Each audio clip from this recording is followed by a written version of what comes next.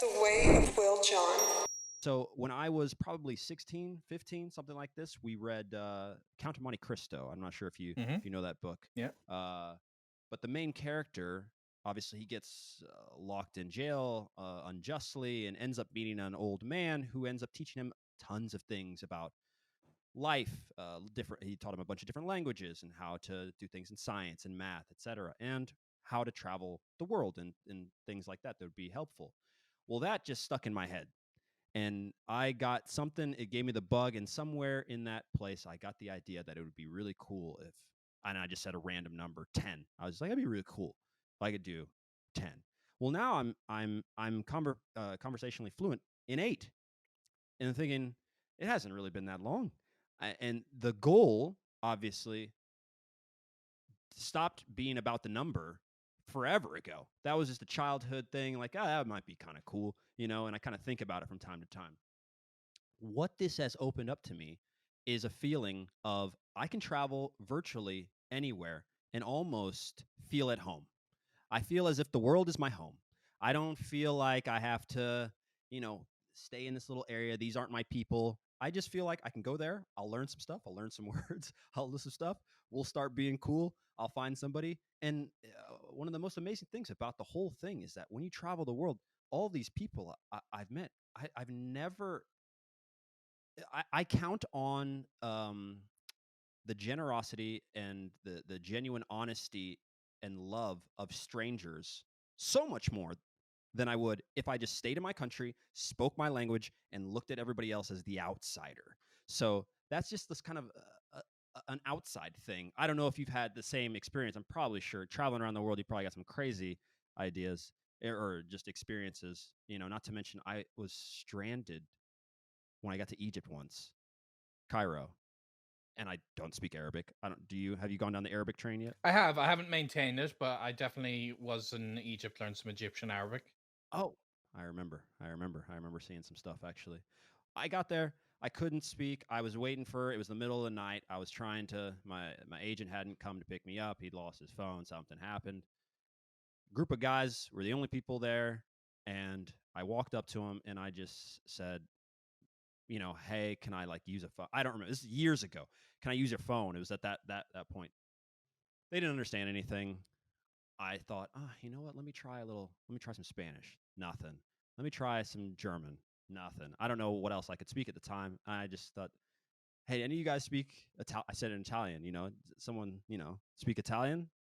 And one guy spoke Italian. They ended up taking me where I needed to go, feeding me, doing all this stuff, all because we just happened to be able to communicate. So it's just a small thing. And I wish it was more entrenched in American culture. I wish. That's just me. You're over there right now. I don't know how you feel about it, but what have you felt going around the world? What do what's the kind of the craziest thing that's happened to you because of all this?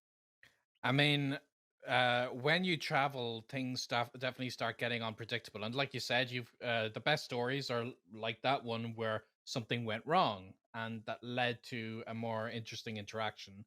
And one of my most fond memories, for instance, also along the lines of Italian, I was supposed to be going to an event in East Italy, but it was hit by an earthquake, and it kind of was a very serious one, and the whole area, it was impossible to go to, and it was intentionally going to happen around Easter, and I was taking a whole week around Easter to break in this eastern part of Italy, and that had to be cancelled immediately. And Easter in Italy is a very crazy time to be there. Like I would not plan to go otherwise. But a friend of mine in Rome said that because I helped him out while he was in Spain, he was like, Benny, come stay with me, have Easter dinner with my family. And I ate with like 4 generations of Italian. And it was so funny because they were speaking like Roman dialect, and then my friend would translate to Italian for me, which is very, very funny. And like they I just remember talking to his grandmother and like feeling like I'm just in this absolutely amazing experience that there's just no way that I would have been able to do this with just English, you know? Like even though he would be translating the odd thing to Italian, I could still follow for the most part a lot of the other things that they were saying, and I could be a participant in this family event. And of course there's a million stories that happen like that when something uh just a challenge might have come up and using the language gave me an extra leg up. When I was in Rio, for instance, I managed to get for the equivalent of probably $200 or $300 a month, a penthouse apartment with a 270-degree panoramic view that included the statue of Christ, a very important famous Yeah, symbol yeah. in Rio, and the Sugarloaf Mountain, a second very famous symbol of Rio. And I could see all of it from my bed. And I got this place because I went to check it out. Like I found it on like a Brazilian ad, and obviously, if you look it up on Airbnb, it would have been like incredibly Yeah. expensive. Insane. And because I knew a bit about Brazilian culture, the sweet lady, like the 70-year-old lady who was showing me around, I I kind of did a weird Latin flirty thing with her. I was like, I thought I was going to meet somebody 70. Is your mother coming sometime soon? Just this silly kind of thing Right, in a right. really Yeah. Brazilian way that made her laugh and the kind of uh endeared her. And because of that, she was like, okay, the place is yours. You seem like a nice guy. And Yeah. that kind of stuff, that these life experiences that I just can't even begin to fathom how I would have them just through English. And living in America, I can understand the perspective of just wanting to use English and not being open to that. I understand where that's coming from. When you're in such a big country, it can feel like English is the world.